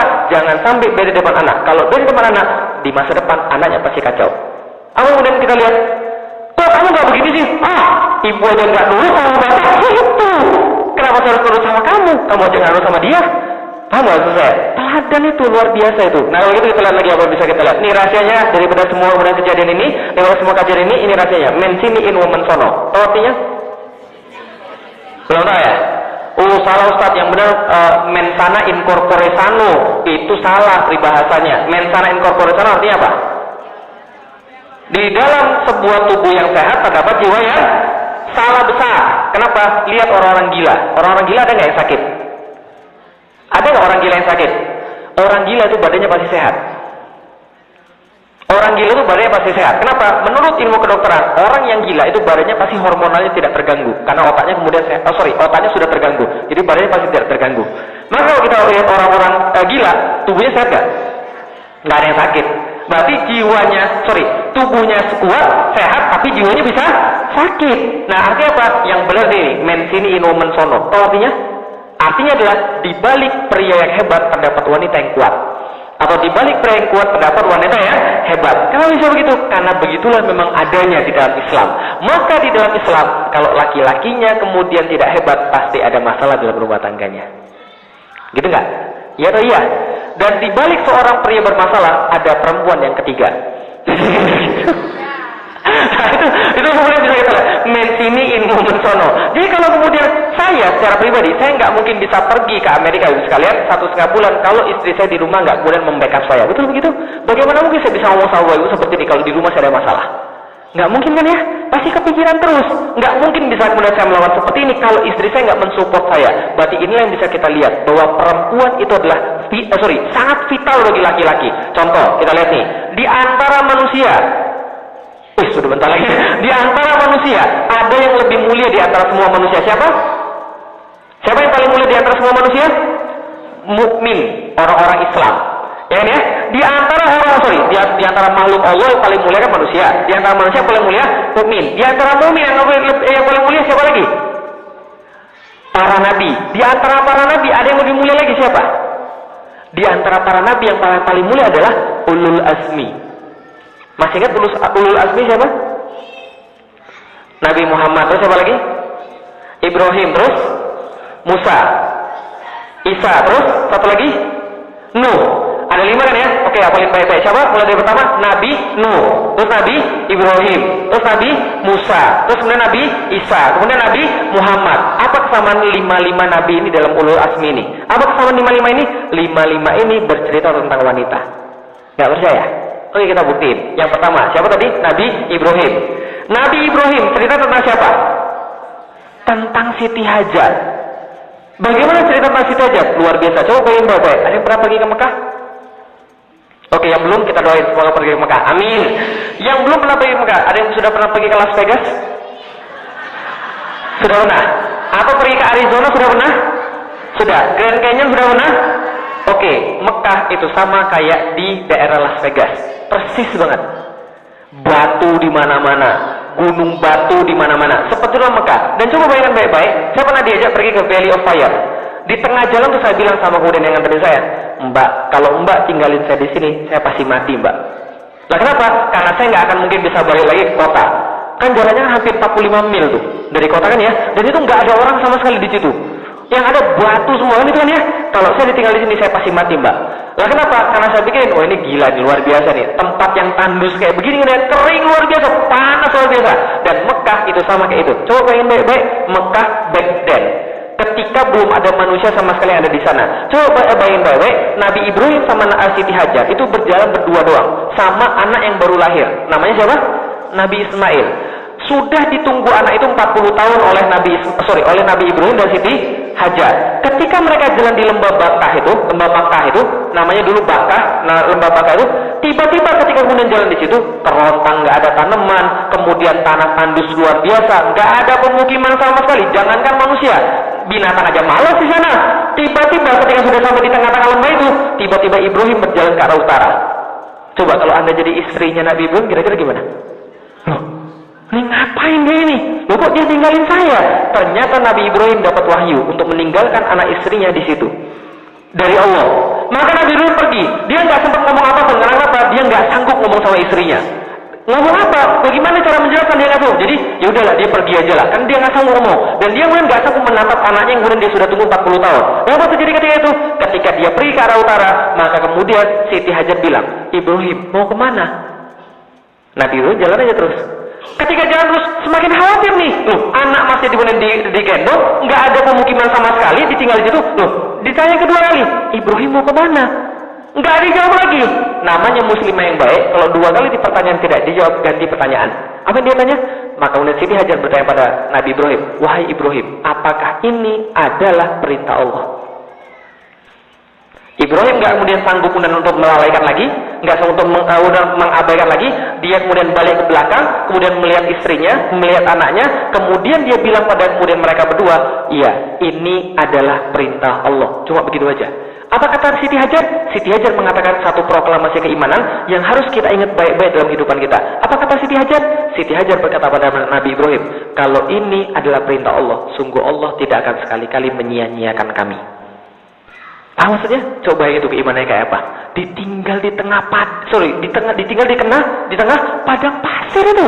Batu di mana-mana, nggak ada orang, binatang aja malas, tumbuhan nggak tumbuh sama sekali. Tapi dia bilang, kalau Allah yang menyuruh kamu begitu, maka Allah sekali-kali tidak akan menyia-nyiakan kami, tidak akan menyia-nyiakan hambanya. Pergilah. Nabi Ibrahim pergi, di situ dia sendirian. Di situ dia sendirian, anaknya mulai nangis karena nggak punya susu lagi. Loh kan nggak punya minum, susunya udah kering, nggak bisa lagi mulai nyari kemudian air. Maka ditaruhnya Nabi Ibrahim, dia pergi ke daerah ke Bukit Sofa. Jalan dari Bukit Sofa, ngelihat sampai ke atas, ngelihat ada air nggak di situ, nggak ada. Pergi kemudian ke Bukit Marwah, lihat lagi di atas Marwah, nggak ada. Pergi lagi ke Bukit Sofa, 7 kali dia bolak-balik, nggak dapat air. Ternyata setelah 7 kali bolak-balik, airnya muncul di kaki Nabi Ismail. Kalau kita jadi Siti Hajar apa? Ya Allah, Buya dari tadi udah bolak-balik 7 kali. Dan itu kan bukan dekat itu ibu sekalian. Baik, itu kan hampir kemudian 2,1 kilo kan ya bolak-baliknya. Ibu ditinggal di satu tempat, nggak tahu apa-apa, nggak ada air, nggak ada bolak-balik 7 kali. Artinya adalah apa? Usaha kita. Kita lihat dari Siti Hajar. Kalau Siti Hajar nggak begitu, kalau nggak ada Siti Hajar, nggak ada yang namanya sa'i. Ya nggak ada yang namanya sa'i kan ya? Nggak ada yang namanya air Zam-Zam. Nggak ada Idul Kurban. Coba, gara-gara satu wanita ada Idul Kurban, ada sa'i, ada tawaf, ada sa'i, ada air Zam-Zam, dan ada Idul Kurban. Gara-gara seorang wanita, namanya siapa? Siti Hajar. Nabi Ibrahim bercerita tentang Siti Hajar. Yang kedua, Nabi Musa. Siapa yang diceritain di situ? Ibunya Musa.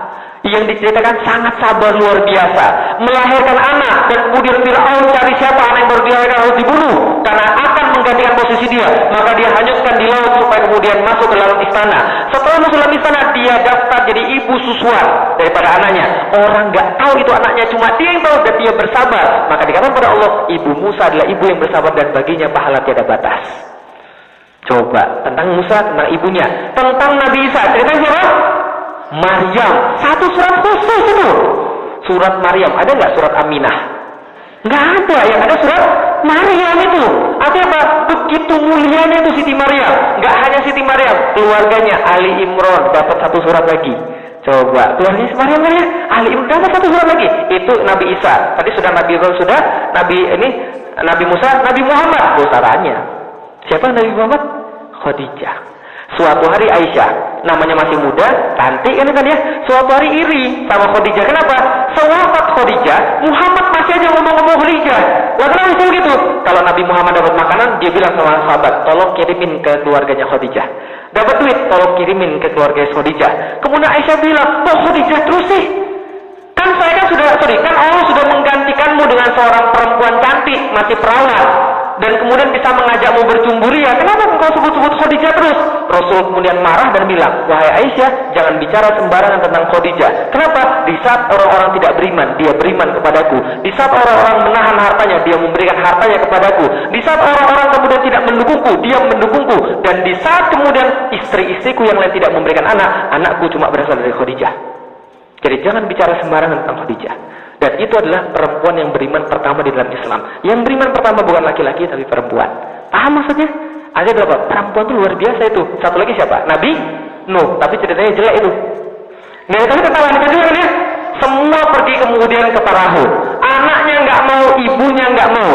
Maka kemudian muncul ayat Allah. Begitulah tanaman-tanaman yang baik lahir daripada tanah-tanah yang baik. Dan tanah yang buruk hanya akan menyiksa tanaman yang berdiri di atasnya. Artinya berapa? Anak itu karena orang tua. Yang kemudian tidak mau anaknya Kan'an itu, kenapa nggak mau masuk perahu? Karena orang tuanya tidak mendidik dia dengan baik.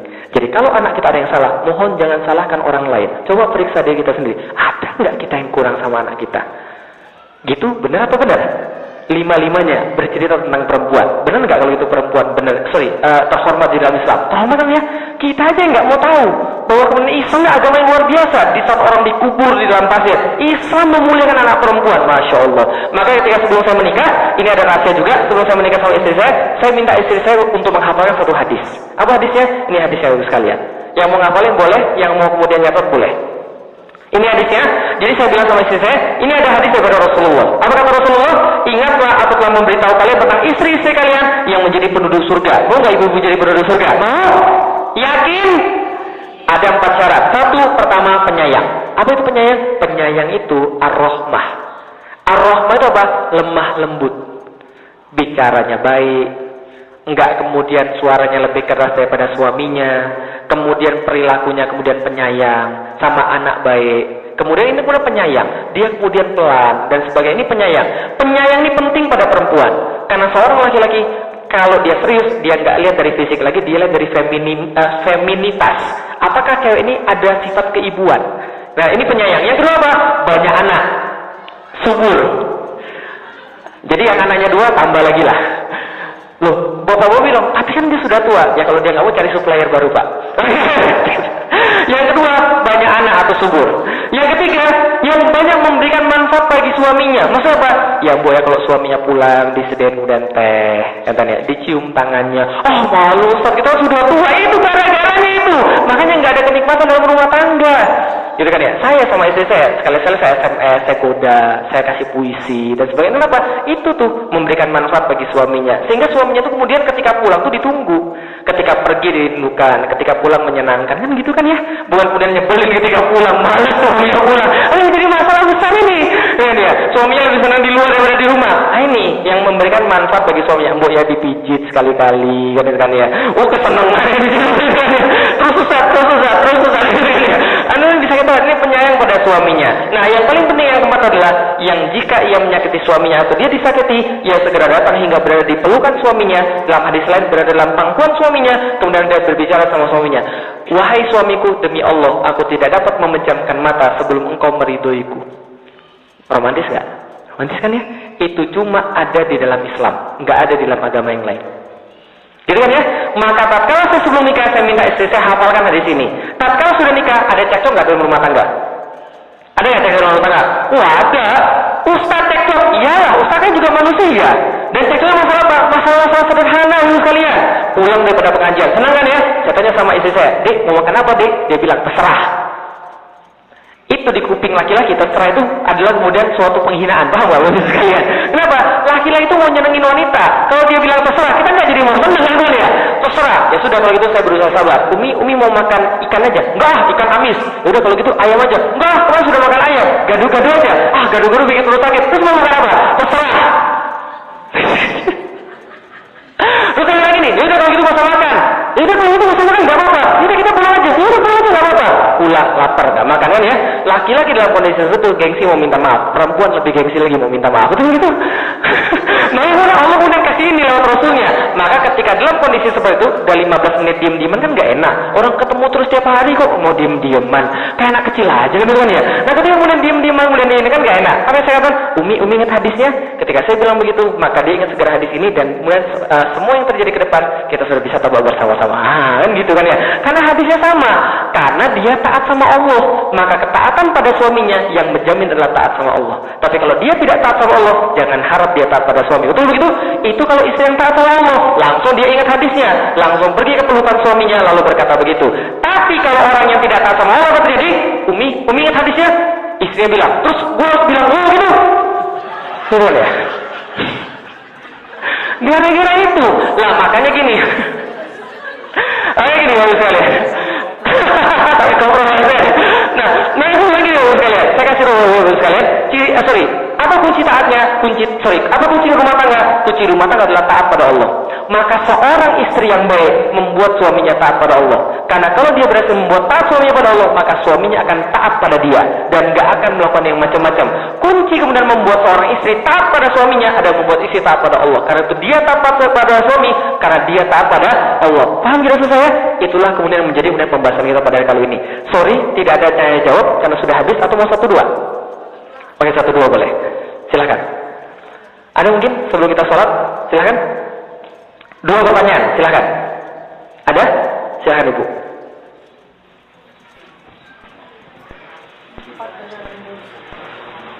Assalamualaikum warahmatullahi wabarakatuh.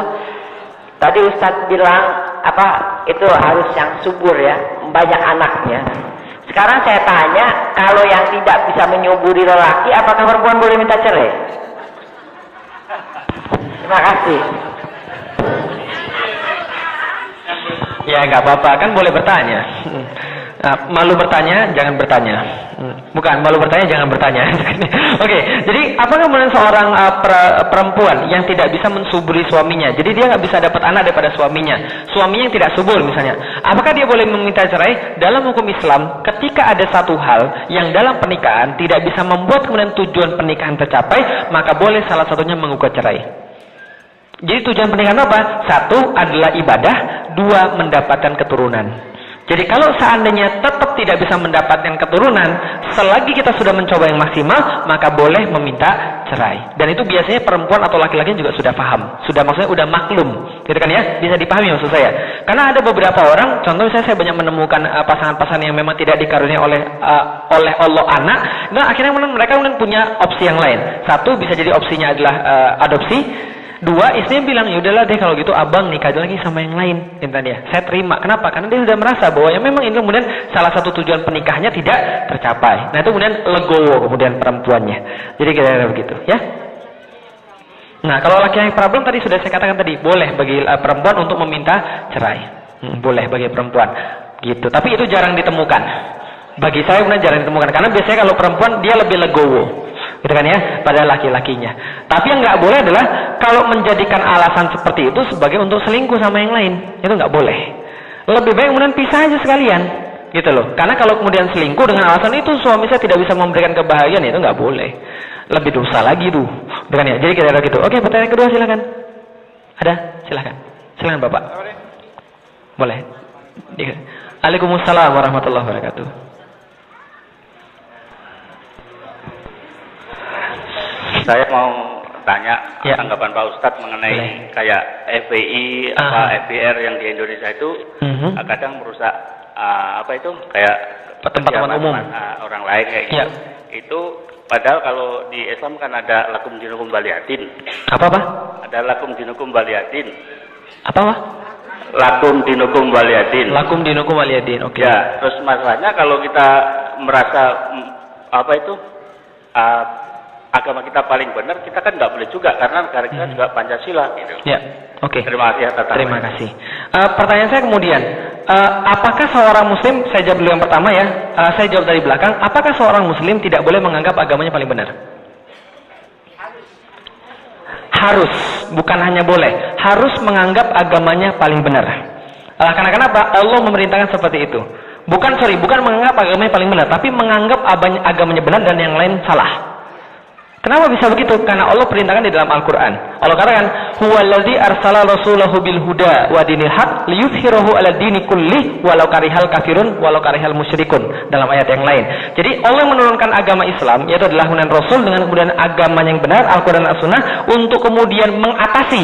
Liyuzhirahu itu dalam terjemahan bebasnya adalah mengalahkan agama-agama yang lain, menutupi agama-agama yang lain, walaupun orang kafir musyrik tidak menyukai. Jadi itu kemudian wajib seorang muslim menganggap agamanya yang benar, yang lain tidak. Karena kebenaran itu tidak mutlak.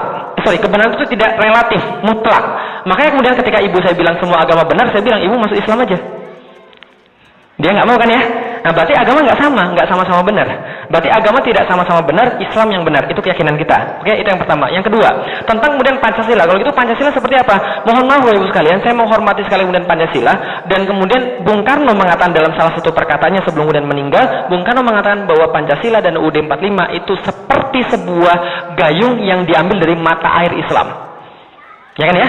Berarti itulah diambil kemudian seperti digayung dari mata air Islam. Walaupun sekarang banyak disalahgunakan dan banyak diselewengkan.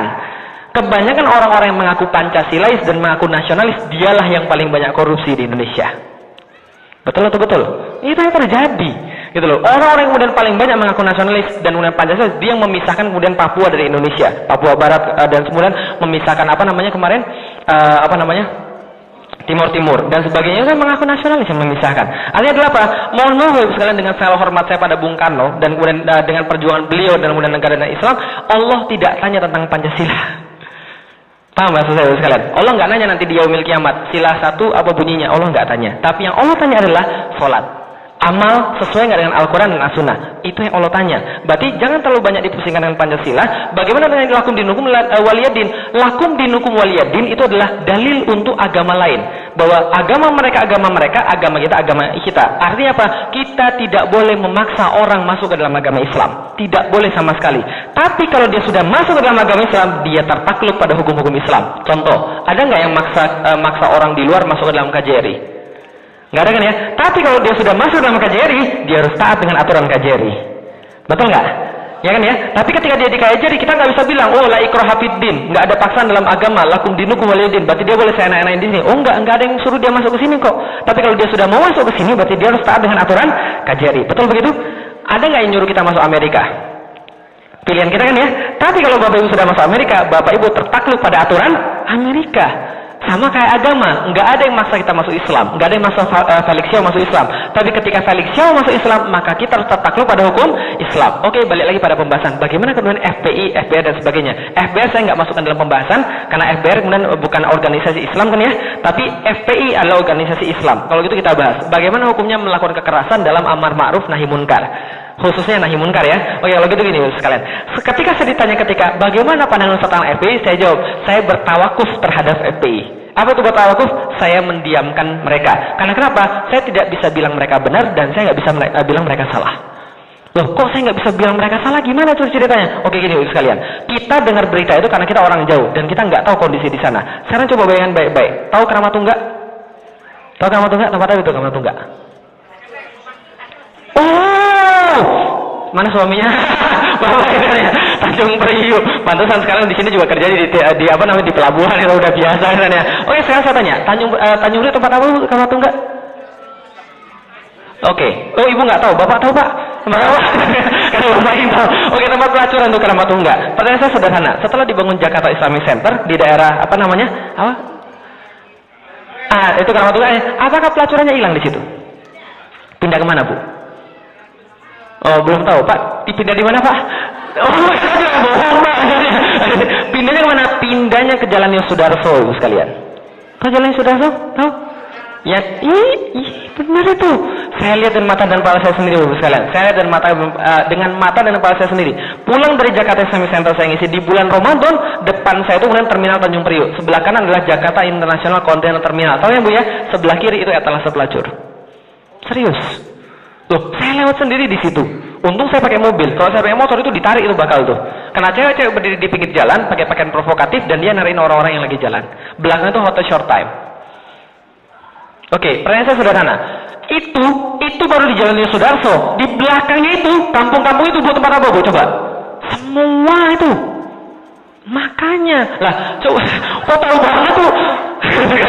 Jangan nyewa ini sekalian. Oh, saya tanya sekalian. Coba bayangkan. Anda tidak tinggal di Amerika. Coba bayangkan Anda tinggal di situ. Coba bayangkan Anda tinggal di situ.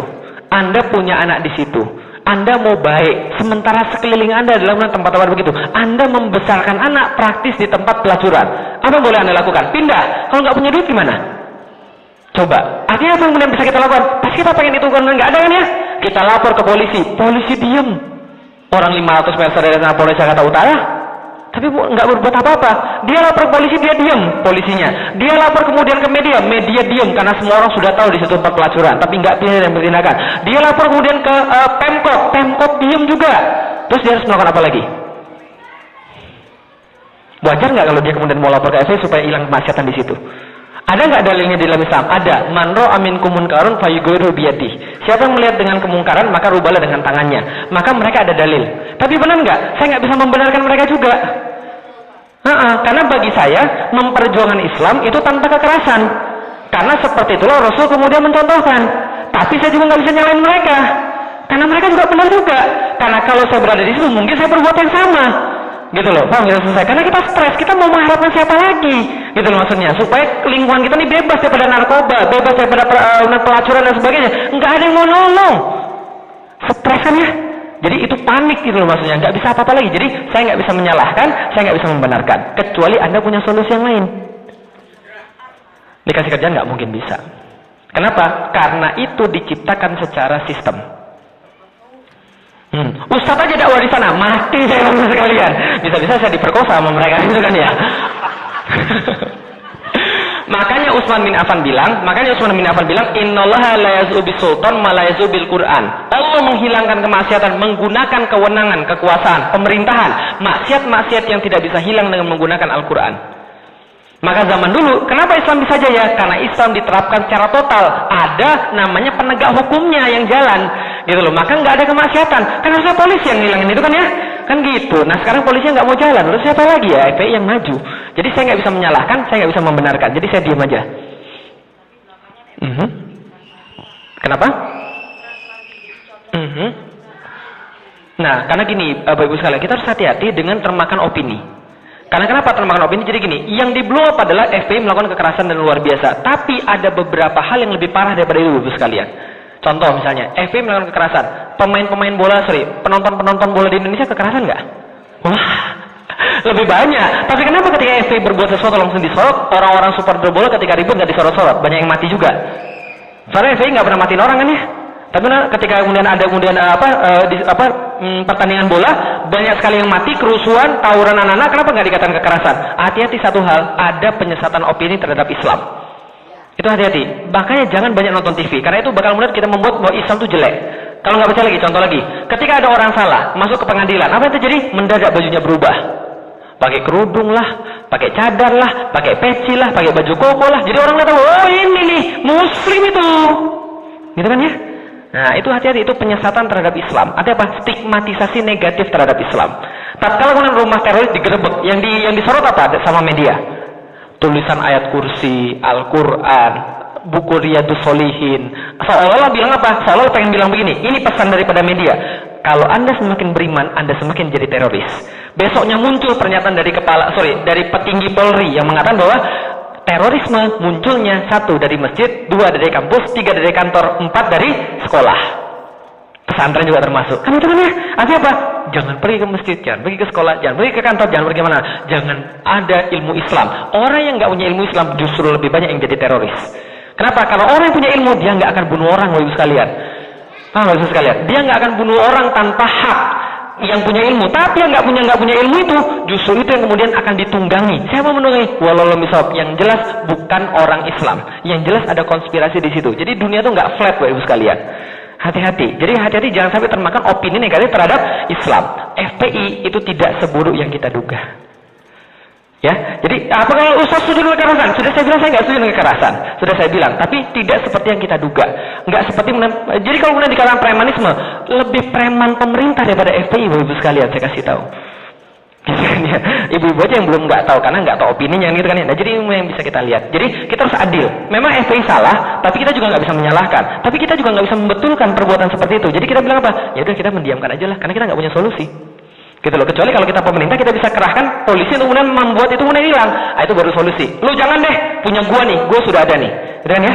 Nah, jadi kira-kira gitu. Oke, cukup? Oke, pembahasannya jadi serem begini terima kasih. Mudah-mudahan Bapak Ibu kemudian mendapatkan satu manfaat khususnya tentang materi-materi yang tadi. Artinya adalah apa? Jadilah perempuan-perempuan yang baik. Supaya kemudian anaknya nanti menjadi yang baik juga. Perbaiki diri tanpa henti. Dan insya Allah besok kita akan bahas tentang pakaian di dalam Islam. Dan mudah-mudahan itu menjadi manfaat bagi kita. Billahi taufiq wal hidayah wa minkum. Assalamualaikum warahmatullahi wabarakatuh.